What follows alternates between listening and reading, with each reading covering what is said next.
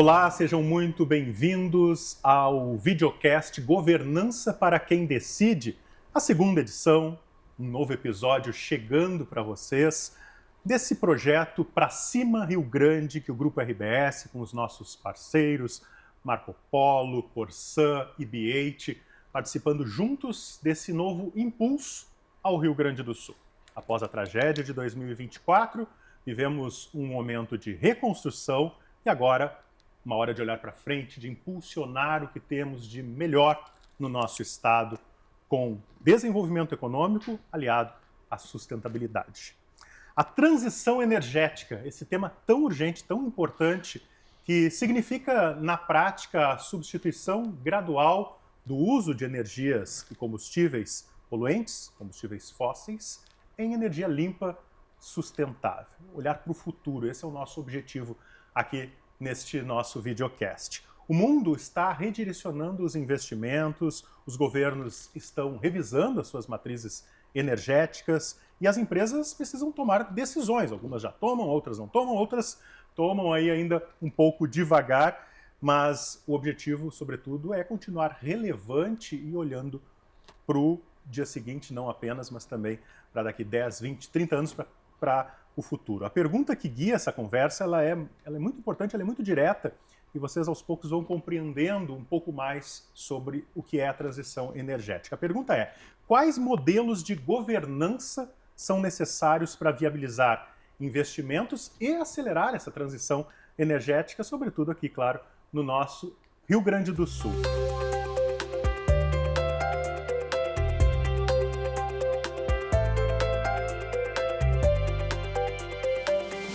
A transição energética hoje ela é uma agenda econômica global e em relação a outros países o Brasil sai na frente, né? A gente sempre fala que o Brasil aí tem quase 50% da sua matriz limpa.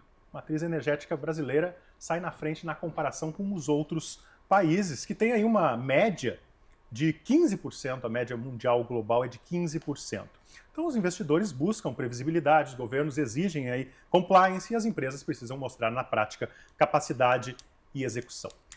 E é exatamente nesse ponto, governança, como o nosso nome aqui do videocast diz, né?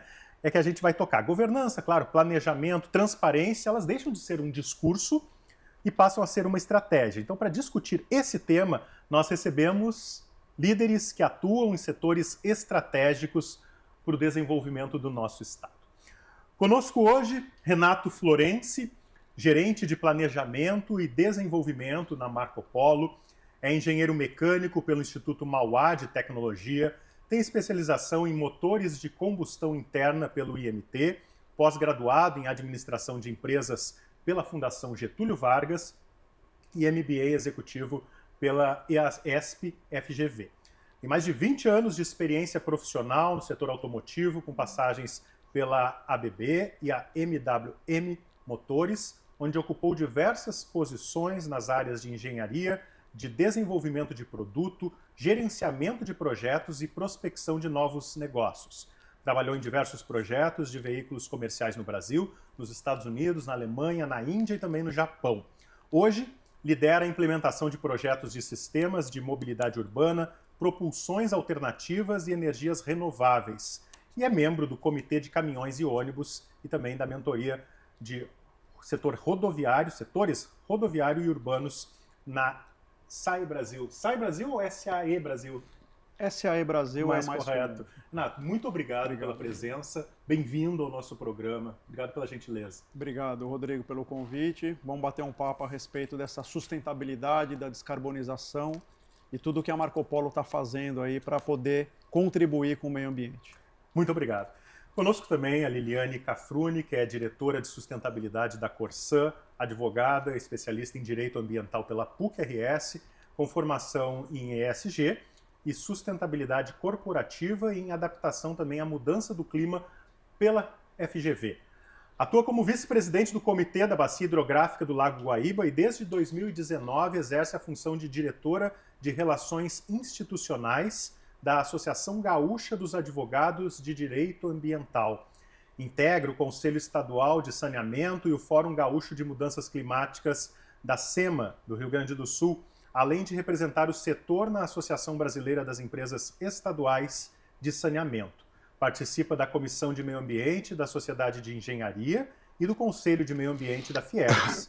Desde 2009 é conselheira nas câmaras técnicas do Conselho Estadual de Meio Ambiente, com atuação na Câmara de Assuntos Jurídicos, Mineração e Gestão Compartilhada do CONSEMA. Liliane, muito obrigado. Obrigado, sobretudo, também pela força de estar com a gente neste projeto Pra Cima Rio Grande. Bem-vinda. Obrigada, Rodrigo. É um prazer estar aqui hoje com vocês e poder falar de um tema tão importante como a transição energética e poder trazer e falar o que a Corsan vem fazendo nessa pauta tão importante para nós e para todo o Estado e principalmente para o Brasil. Sobretudo é um tema também de saúde pública, né? Saneamento é saúde pública. Obrigado mesmo, a gente vai falar bastante sobre isso. E também conosco Francisco Turra, presidente do Conselho de Administração da BH, da Associação dos Produtores de Biocombustíveis do Brasil, a APROBio, e do Conselho Consultivo da Associação Brasileira de Proteína Animal, a ABPA. Formado em Direito pela Universidade de Passo Fundo e em Comunicação Social pela PUC-RS. Foi prefeito de Marau, aqui no nosso estado, deputado estadual, ministro da Agricultura, Pecuária e Abastecimento e também deputado federal. Também já foi presidente da Companhia Nacional de Abastecimento, a CONAB. Turra, bem-vindo, muito obrigado por estar conosco aqui hoje. Bem, Rodrigo, eu tenho que agradecer porque esse programa, e mais do que tudo, essa campanha da RBS foi fantástica e chegou na hora certa. Então, para nós é uma alegria, a BH está aqui muito feliz, porque desde o primeiro momento ela está junto, trabalhando e fazendo sua parte. E, aliás, fazendo muito bem, acreditando, investindo, e para nós isso é o novo normal. Então, Renato, queria começar te perguntando, justamente até a partir da provocação do Turra, como mudou na prática a forma como a Marco Polo, né, vem planejando o futuro a partir dessa nova realidade, desses desafios que vieram para ficar, a partir de uma perspectiva de 5, 10 anos atrás. Né? Acho que é bem interessante, Rodrigo. A Marco Polo, ela pauta a sua atividade pelo planejamento estratégico de longo prazo.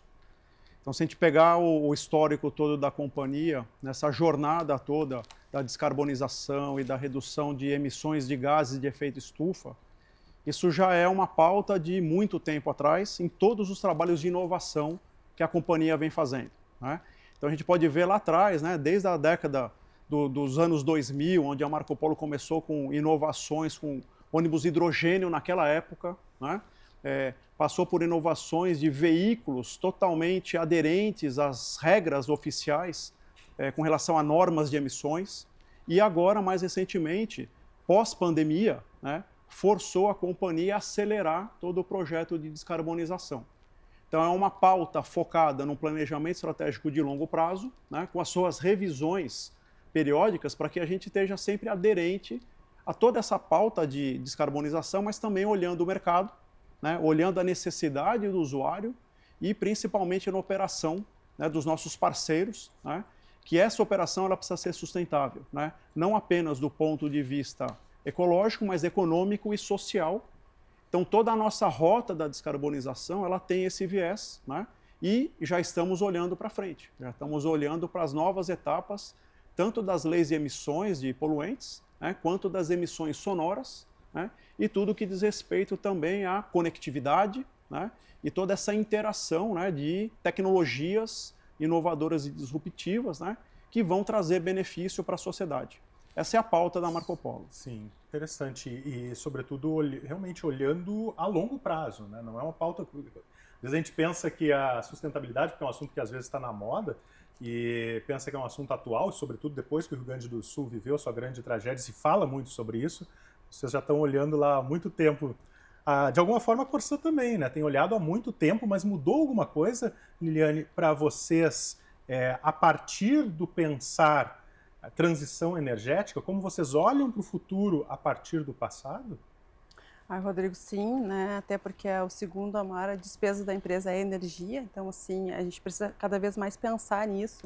Mas contextualizando um pouquinho a empresa hoje, então a empresa ela atende 307 municípios, a gente tem 6 milhões de clientes, né? E nosso consumo de energia é 37 mil megawatts hora mês. provavelmente nós somos a empresa que mais consome energia no estado do Rio Grande do Sul. Então, não tem como uma empresa que usa e consome e precisa da energia não pensar a longo prazo dentro dessa projeção. Então, assim, não tem como a gente ter um tratamento de água, de esgoto ou todo o nosso elevatório sem a gente ter energia. A gente precisa, para que a gente possa trabalhar, né, ter um serviço de qualidade, há necessidade da energia. Então, a gente precisa trabalhar nessa pauta de resiliência e hoje, com o planejamento da empresa, né, com o decorrer de todo esse tempo, a gente já tem 100% da energia renovável da Corsan. Então, assim, eu acho que é uma meta que poucas empresas têm, ter 100% de energia renovável. Hoje, no estado do Rio Grande do Sul, a gente já tem mais de 10 projetos, tanto de distribuição como própria, dentro de todo o estado. Então, é uma pauta que ela sai do pilar de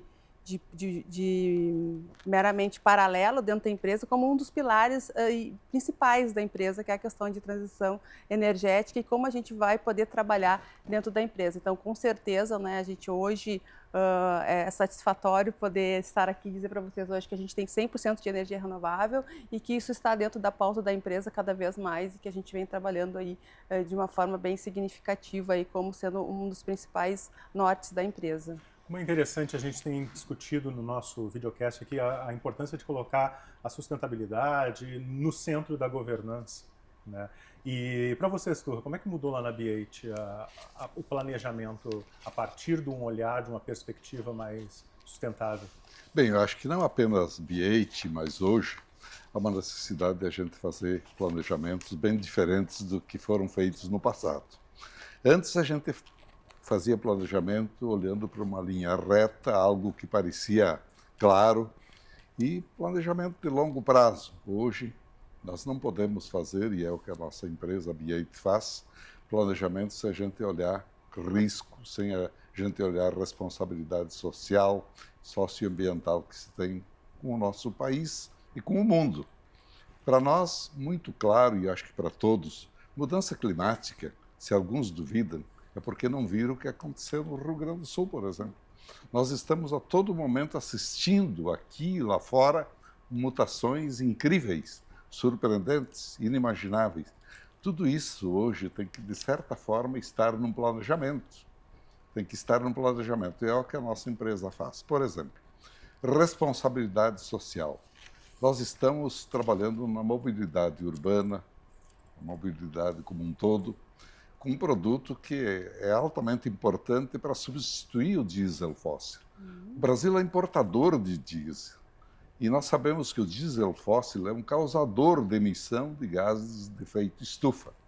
Nós estamos aí trabalhando com a mistura do biodiesel, biocombustível a partir de soja, graxaria, ou seja, estamos agregando valor além de tudo e trabalhando mais além, pela visão do nosso dirigente, do Erasmo Batistella, que costuma olhar muito o mundo para ver como ele age, como ele se põe.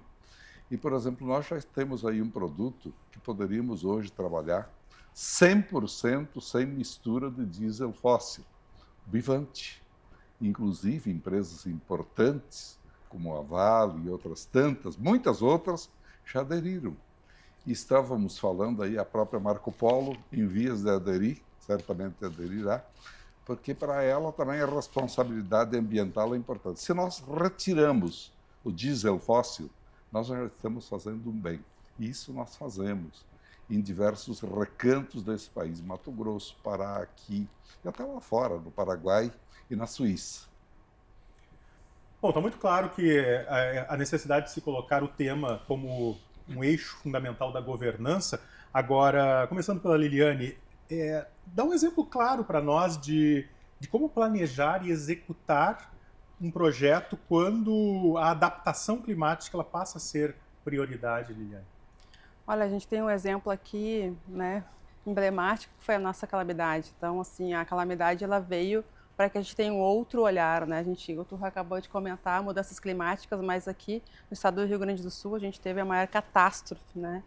E nós chegamos a ter mais de 67 mil pessoas desabastecidas no maior pico da nossa catástrofe. Então, teve que ter todo um olhar, a empresa está tendo todo um olhar em relação a esse cenário que nós temos agora de mudanças climáticas, principalmente na cota de inundação, que é uma nova realidade que o estado do Rio Grande do Sul não tinha. E com isso, o que a empresa teve que se adaptar aos seus novos projetos e os projetos já existentes, né? Identificamos aí várias ETAs e ETs que estão na nova cota de inundação, onde nós estamos montando um planejamento de resiliência dentro da empresa para que a gente tenha uma resiliência do nosso sistema de abastecimento, né? Antigamente a gente falava que ter grandes estruturas era bom, uma grande estação de tratamento, hoje a gente já vê que não, né? Porque a gente tem que ter segurança operacional. Então a empresa fez aí um grande plano, onde tem mais de 59 municípios envolvidos, para que a gente faça um trabalho de resiliência, onde é na ordem de investimentos de 1,13 bilhões de investimento, para que a gente então seja resiliente nessa nova realidade que a companhia vem trabalhando e não só também na questão da inundação, né? Então, o estado do Rio Grande do Sul já tinha a questão da estiagem, que era algo que a gente vinha trabalhando. Viemos um cenário agora, então, da nova realidade de inundação, mas também temos eventos extremos de ventos, que também isso hoje acaba também impactando a nossa operação, por mais que não diretamente, mas com a falta de energia a gente não consegue reestabelecer o nosso sistema. Então, assim, esses últimos 2 anos a gente teve uma série de 7 grandes eventos que impactaram nossos sistemas, são 7, então assim, 2 anos, então num período curto de tempo, a gente cada vez mais está se deparando com as mudanças climáticas, então nós precisamos estar preparados para isso. Então, assim, esse plano de resiliência que a empresa está implementando junto com os municípios e trabalhando é o que traz um novo cenário para que a gente possa então ter, né, os nossos sistemas de abastecimento, de esgotamento sanitário e um bom serviço para a sociedade. A gente que viveu essa tragédia recente das enchentes acaba muitas vezes dando bastante atenção ao fator água, né? Mas o Rio Grande do Sul tem passado realmente por sucessivas estiagens, né? O que afeta tanto o campo quanto a cidade, né? Isso. Renato, dá um exemplo para nós. Falaste que a Marco Polo olha há bastante tempo para a questão da mudança climática, da adaptação, mas também queria te pedir um exemplo de como planejar esses projetos a partir dessa perspectiva nova, né? Eu acho que é importante mostrar esse planejamento de longo prazo, onde a gente até puxa a tendência em muitos casos, né? E pega o exemplo da pandemia, por exemplo, onde a Marco Polo ela teve restrições, né, de produção, porque muitos dos nossos transportadores, operadores, não podiam rodar entre estados, né? A gente teve restrição de circulação nas cidades, então todo esse mercado do ônibus ele foi bastante afetado, né? Ele foi um dos primeiros a parar e um dos últimos a voltar. Então, Marco Polo teve que ter atividades de inovação no sentido de promover ações de sustentabilidade, né, durante a pandemia, né? Então, durante a pandemia, o Conselho de Administração autorizou que a gente acelerasse os projetos de eletrificação.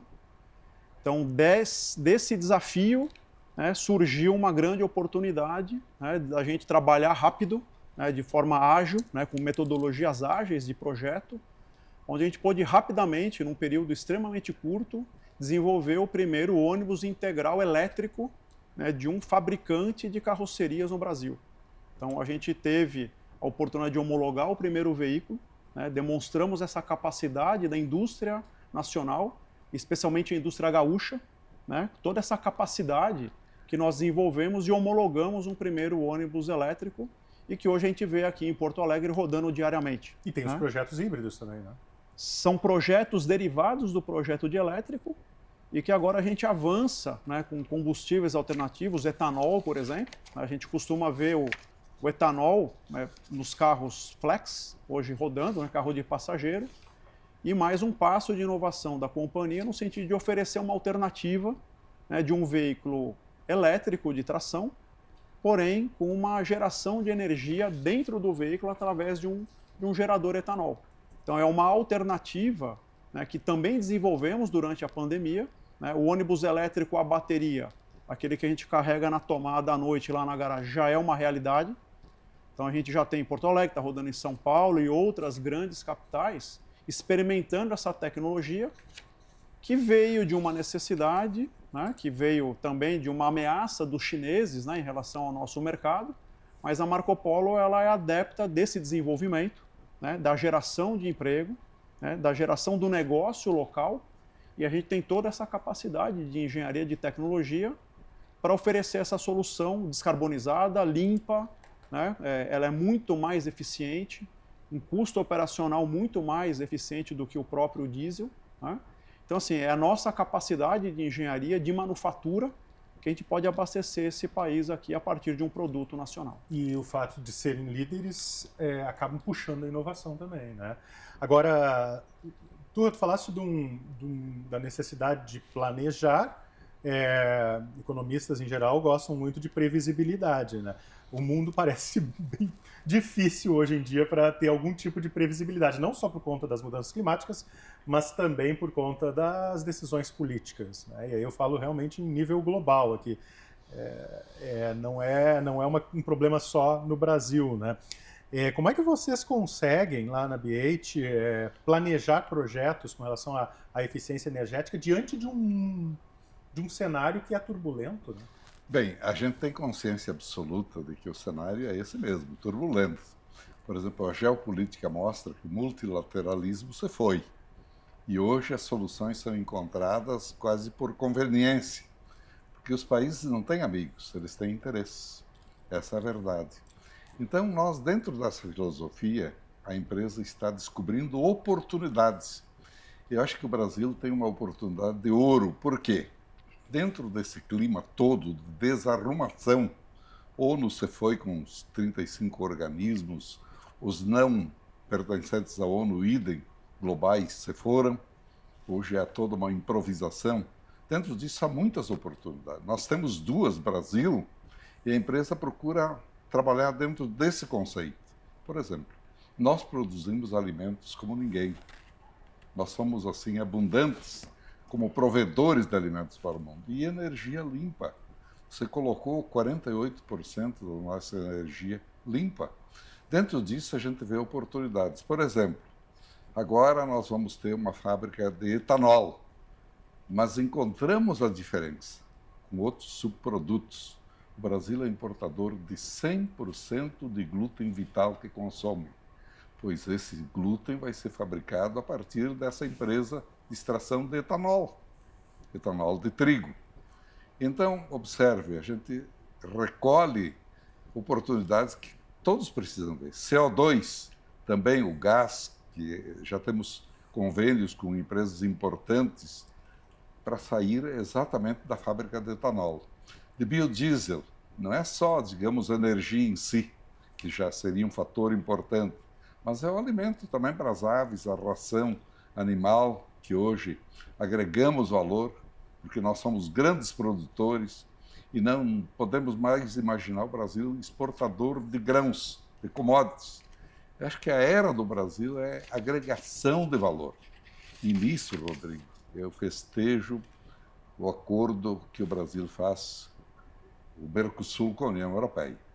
Porque eles têm mais necessidade do que nós. Se eles não fizessem esse acordo, eles seriam inviáveis. Eles não têm mais como competir, principalmente conosco, em se falando principalmente de alimentos e energia, né? Então esse acordo ele vai abrir oportunidades que nós já estamos olhando e nós já somos exportadores, a BH, de biodiesel, inclusive para a Europa, que fechou tudo, porque o conceito deles é assim, olha, biodiesel, 80% soja, soja alimento humano, etanol de milho, milho é alimento, não pode ir para combustível. Ao contrário, eles não estão vendo o DDG do milho, farelo de soja, etc. Então nós agregamos... Uma visão mais fechada, né? Exatamente. Então esse é o nosso conceito para o nosso planejamento do dia a dia. Ok, gente, agora como chegar lá? Como fazer? E aí, Renato, o que precisa estar bem estruturado na governança para essa transição energética? Falar é fácil às vezes, né? Mas tem uma história aí por trás também, né? Acho que é um trabalho bem importante no sentido de você olhar para frente, qual que é o norte, qual é o rumo desse planejamento com foco em sustentabilidade, mas você tem que olhar pelo negócio do dia a dia. Então esse equilíbrio entre esse planejamento de longo prazo, com diversas tecnologias distintas para cada necessidade, para cada região. O que a gente veio aprendendo, principalmente no Brasil, América Latina, onde a gente mais atua? Não existe uma solução única. Então, essa diversidade de produtos para atender os seus mercados, nas suas necessidades, é a pauta do planejamento. Enquanto tu fala, eu fico pensando o seguinte, o Brasil, o tamanho que é, né, gigantesco, continental. De fato, tu não tem como colocar um ônibus elétrico de uma hora para outra em tudo que é lugar, né? Temos o desafio da disponibilidade da energia elétrica. Né? Então, os grandes centros hoje, a gente já tem uma briga pela capilarização da energia elétrica nas garagens de ônibus, por exemplo. Então, é um desafio de você ter a energia na sua quantidade certa, no momento certo, para que a operação ela seja contínua. Então, nesse planejamento, quais são as inovações que a gente busca? Puxa, eu tenho um carro elétrico movido a etanol por um motor a combustão. Nos 5.500 municípios brasileiros que desejem ter o seu veículo elétrico, ele pode ter essa oportunidade a partir de um carro elétrico que você abastece com etanol num posto de combustível em 5 minutos. Você não precisa esperar lá 2, 3 horas para a bateria do ônibus ser recarregado. É uma alternativa, né? Estão trabalhando muito forte também com biometano. Então, o biometano ele passa a ser sustentável a partir do momento que um lixão, por exemplo, você trata aquele resíduo, você gera o biometano e ele vira um combustível passível de ser utilizado num caminhão, num ônibus. Né? Outras alternativas que a gente está trabalhando, né? O nosso B100, né? o biodiesel 100%, né? Que é um trabalho que estamos fazendo com o pessoal da B8. Então, são alternativas viáveis que estamos trabalhando também para que essas alternativas sejam economicamente possíveis, né? E no final do dia, qual que é o objetivo? É que o seu custo operacional ele seja viável e que a gente possa utilizar essas tecnologias de acordo com cada necessidade e cada possibilidade local. Certo. Liliane, o que precisa estar bem estruturado em governança para a transição acontecer de fato? Bom, nós como uma empresa de saneamento, a gente tem que cumprir o marco do saneamento legal. Então, aí nós já temos aí toda uma projeção, planejamento e um déficit histórico no estado do Rio Grande do Sul aí, que hoje nós temos somente 28% de tratamento de esgoto. Então, assim, além de nós hoje termos o maior, temos o maior consumo de energia, a gente ainda tem uma projeção para frente dentro das nossas novas estações de tratamento. Então, assim, a gente precisa cada vez mais estar dentro dessa pauta, dentro de um melhor custo operacional também, porque a operação da empresa, ela reflete na tarifa, né? A partir do momento que reflete na tarifa e a gente consegue reduzir a tarifa, a gente também consegue ter mais projetos dentro da área de saneamento, aonde a gente impacta também diretamente os mais vulneráveis, né? Qual o percentual que falaste hoje? 28% de tratamento. O marco precisa estar cumprido até 2033, né? 2033 com 90% de cobertura. Nossa. Então, é um desafio. O desafio aí já está posto, né? Então a gente precisa também trabalhar muito nesse desafio, do qual aí então a gente teremos frentes de obras no estado inteiro, nesses 317 municípios, e para que a gente tenha então também a implementação dos 90% de cobertura de esgoto, que é o maior déficit, né? Que a gente precisa cumprir, a gente tem toda a meta de transição energética, porque a gente tem que ter então a energia e poder trabalhar dentro dos nossos sistemas e aí achar a melhor forma também e trabalhar na questão de melhor eficiência dos nossos sistemas para reduzir também o consumo de energia, não só na questão que a gente já tem 100% de energia renovável, mas também na redução do nosso custo para que a gente tenha um reflexo também junto à nossa tarifa. Agora me chamou a atenção, lembrando aqui da nossa conversa anterior, da rodada anterior, um desafio enorme em que vocês são um setor muito dependente de energia, né? Faltou energia, que foi o que aconteceu, como tu falaste, na pandemia, e aí para tudo, né? Ou seja, a resiliência ela é muito importante. Sim, é muito importante, é o que a gente vem trabalhando muito em relação a isso, porque a gente se não tiver energia, a gente não tem como trabalhar. Então, assim, a gente precisa trabalhar também junto com as concessionárias de energia, para que a gente tenha disponibilidade ali, para que a gente possa realmente fazer o nosso serviço. Então, a gente é dependente da energia para que a gente possa aí ter efetividade do nosso serviço. E tu concordas com o Renato de que não há uma solução energética apenas, ou seja, é preciso fragmentar, diversificar? Com certeza, tanto que a empresa trabalha com biomassa, a gente tem a questão solar, a empresa já vem com vários projetos, tem já em várias matrizes para que a gente entende também que uma só não tem como a gente vir trabalhar. Sim. E aí, tu, esse é o caminho, a diversificação? Veja, eu acho que a resposta sobre o que nós devemos fazer e continuar fazendo, eu acho que foi dada até na resposta da EGE e da própria Marco Polo, que disseram, tem que ter sustentabilidade, segurança jurídica, para que a gente possa ter segurança para investir e trabalhar. Então, nossa empresa que produz, ela também segue essa mesma linha. Segurança jurídica é importantíssima. No Brasil, nós precisamos divulgar, eu acho que uma lei foi importantíssima para nós, para o país, para o futuro, a lei dos combustíveis do futuro. Rodrigo, nós temos aí inúmeras possibilidades. Eu estou falando do biodiesel, do etanol, mas já ouvi também o biometano, biogás e SAF, hidrogênio verde. A BH. Sempre que vocês falam do hidrogênio, do combustível de aviação, SAF, eu fico pensando se um dia nós voaremos com combustível de aviação. Hoje é impossível pelo custo.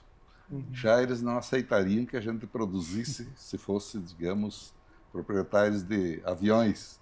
Então, o custo para nós hoje inviabiliza.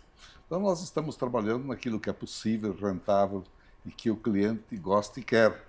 Então, por exemplo, o hidrogênio verde, a BH está com um projeto vencedor, inclusive, como uma experiência importante.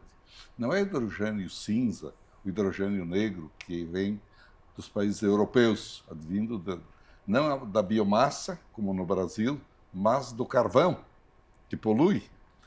40% da poluição exatamente vem de 20% da energia do carvão. Veja que é um desastre tudo isso. Então, isso para nós é agora fixar no que é possível pelo custo, pelo preço, porque o consumidor se sinta à vontade para continuar tendo garantia do fornecimento e etc. Então, para o nosso público compreender, o hidrogênio verde ele é um combustível para ser utilizado onde? Hidrogênio verde é mais, por exemplo, hidrogênio da biomassa que nós temos e que é sustentável, né? O nosso o hidrogênio verde. Então, com moléculas especiais, ainda temos que superar dificuldades de armazenamento do hidrogênio verde, etc. Mas está sendo montado o projeto de hidrogênio verde da BH, o que é importante. Então, a gente está mirando essas coisas todas. Por exemplo, há um projeto no Paraguai que está parado. Há, por exemplo, SAF vendido para as grandes companhias aéreas do mundo, mas o custo é impossível, é inviável. Então, o projeto está pronto, estudado, preparado, porque no momento acontecerá, mas hoje é inviável. Então, se olha para isso também, e muito. Hoje é a luta, por exemplo, do biodiesel, para falar nele. A luta era conseguir adição maior, 10, B10, uma luta. Sim. Porque mais... Agora é a disputa pelo B16, né? Exatamente, agora esse ano B16. A gente tem consciência de que a lei, ela não automaticamente exige, obriga o governo a instituir o B16. Tem que haver prova, exames do produto para isso. A BH faz com toda a responsabilidade. E ela é absolutamente contra a ProBio também, os fraudadores que existem por tudo. E principalmente num combustível jovem, 20 anos apenas, se aproveitam distribuidoras que não misturam de tudo. Quer dizer, é muito ruim. Então nós queremos fiscalização, contribuímos com equipamentos que o governo não dispunha para fiscalizar, para que isso seja perfeito. Porque eu tenho a experiência, por exemplo, da BPA. 160 mercados do mundo se abriram para o Brasil. O maior exportador de carne de frango, o maior de carne bovina, o terceiro maior de carne suína do mundo. E clientes cativos, mas porque a gente cuidou para não oferecer a ele risco nenhum, sob o ponto de vista sustentabilidade, também saudabilidade E aqui deu uma crise, veio um foco de influenza aviária, parou tudo. Um foco de Newcastle, parou tudo. Mas é inédito no mundo a gente saber conter. A gente já estava prevenido para que viesse, porque era impossível imaginar que não seríamos o único país do mundo imune. E aconteceu, mas foi tanta proteção, o cuidado, que repelimos e deu tudo certo. Então isso valeu para todos. Agora, reabertura total, confiança maior, é isso que tem que ter. Bom, o Turra já comentou um pouquinho sobre essa questão da legislação, né? Só ajudando o pessoal que não está muito habituado aos termos. A gente falou aqui de B15, B16. Hoje a legislação permite no Brasil que seja adicionado 15%, por isso B15, 15% de biocombustíveis ao diesel. E a luta do setor é por aumentar este percentual, por isso a ideia, né, no Congresso, junto também ao Executivo, a tentativa de aumentar este percentual. E aí eu te pergunto também, já estou caminhando a continuidade aqui, com relação às certificações ambientais. Além da legislação, certificação ela tem sido importante também, até como colocação no mercado para as empresas, né? Bem, a tradução disso tudo é exatamente um troféu para quem faz bem, né? Por exemplo, nós temos diferentes certificações, tanto para as empresas quanto até para o fornecedor do produto, a agricultura familiar, que é a nossa grande parceira. Há certificações desde que cumpram determinadas regras e procedimentos. Então, existem várias que o governo, iniciativa privada oferece, para estimular o bom uso do produto e o bom produto, a qualidade do produto. Então, isso para nós é importantíssimo, porque ele desperta essa competitividade junto aos fornecedores, cada um quer oferecer o melhor, estar certificado oferece preços melhores, aparentemente, prêmios melhores, enfim, é sempre muito importante. E no nosso, principalmente nós que produzimos biodiesel, como produtores, transformadores dessa riqueza, é fundamental porque estamos em vias de abrir caminhos para exportar também. Observem um detalhe os que nos acompanham. Veja, 20 anos o biodiesel, há 20 anos existe no Brasil, praticamente. Nós, Brasil, já somos o terceiro maior produtor de biodiesel do mundo. Estados Unidos, Indonésia e Brasil. Alguns estados americanos, não é B15 como nós lutamos e muito, B16 que agora virá a partir das fiscalizações do produto, correção de rumos, etc. Há países nos Estados Unidos, há estados, aliás, que já estão no B30, B50, e a Mercedes-Benz, nesse projeto que aconteceu na COP, nessa caravana da sustentabilidade, com ônibus e em convênio com a Mercedes, B8 e Mercedes, ela própria anunciou ao presidente Lula, numa audiência que eu estava presente, dizendo assim, nós estamos prontos para chegar ao B20, B25, B30. Nossos veículos, eles estão já prontos para isso. E a qualidade do produto é essa, e nós fizemos esse teste Passo Fundo, Belém. Então, olha, é ousadia você se submeter a isso. Quem oferece prêmios aos teus fornecedores, a tua rede, é exatamente alguém que precisa estar cuidando de pormenores, cuidados absolutos para que seja o produto o mais perfeito possível. É o que a B8 faz. Renato, essa certificação, ela é uma premiação, como tu coloca? Qual a importância para vocês da certificação? Ela é fundamental para que a gente possa manter o negócio, né, ativo, ganhar novos mercados. Então, os ônibus da Marco Polo, eles atendem, além das leis brasileiras e as certificações necessárias, e já está um passo à frente olhando o que a Europa está fazendo e que outros mercados já mais avançados precisam. Então, o ônibus Marco Polo, tanto carroceria quanto o chassi, eles estão totalmente aderentes a essa política dos produtos atuais e a gente já está olhando para frente. né? Então, por exemplo, no caso do ônibus hidrogênio, né? Então, o hidrogênio verde, por que ele é importante para um ônibus elétrico? Que ele gera a sua energia elétrica através da transformação do hidrogênio e do oxigênio em energia elétrica para carregar as baterias. É por isso que o hidrogênio entra dentro de um ônibus. Deu uma aula de química aqui para nós. E esse hidrogênio tem que ser limpo. Sim. Então, o hidrogênio verde ele tem a pureza mínima para que a gente possa ter a vida do veículo, do ônibus, dentro do que é esperado. Então, além de nós cumprirmos com as normativas, tanto industriais, né, ISO 9000, ISO 14000, né, as normativas automotivas, a gente já está influenciando, né, positivamente para as tecnologias futuras, como é o hidrogênio. Qual é a vantagem do hidrogênio? Para veículos elétricos, por exemplo, ônibus elétrico, hoje a gente tem uma limitação de autonomia, porque as baterias são um grande desafio do ponto de vista de densidade energética. Hoje a gente leva 2, 3 horas à noite para carregar a bateria do ônibus, né? Qual é a vantagem do hidrogênio? Em 3, 4 minutos, a gente carrega os cilindros de hidrogênio no ônibus e esse ônibus vai rodar 500, 600 quilômetros. Então a visão de futuro da eletrificação do ônibus intercidades, rodoviário, a visão nossa é o hidrogênio. Tem desafios, tem normativas que a gente precisa ajudar a construir, mas esse é o papel da Marco Polo, né, no sentido de estar à frente, né, desse mercado que um dia virá na eletrificação do ônibus interrodoviário. Tem alguém usando no mundo ainda, não? Alguns asiáticos já estão usando, Singapura, imagino. Alguns norte-americanos já têm algumas frotas piloto, né?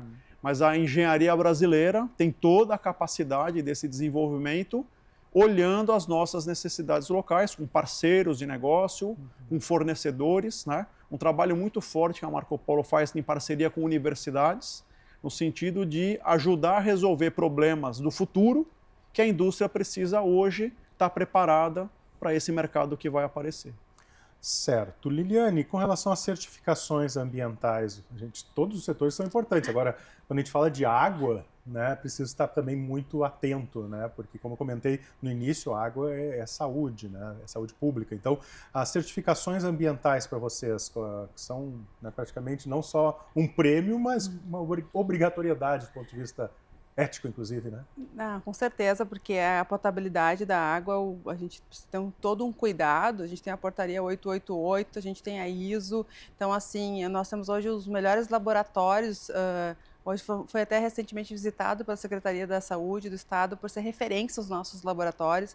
A Corsã é referência na potabilidade e na qualidade de água por muitos anos, historicamente, sempre foi referência a nível nacional. Então, com certeza, a questão de certificação para nós, ela é prioridade, nós estamos falando de saúde pública, então, assim, é um bem que a gente mais cuida dentro da companhia, é a questão da potabilidade, da certificação e de ter sempre grande tecnologia nessa parte também. Nós tivemos robustos investimentos nos nossos laboratórios, a gente tem um laboratório de água, um laboratório de esgoto em Porto Alegre, onde a gente realmente prima pela certificação e pelo cuidado, principalmente em questão da potabilidade. Uma das coisas mais interessantes desse nosso videocast aqui é que a gente, quando olha as marcas à distância, não tem a compreensão de que há tantos projetos sendo executados.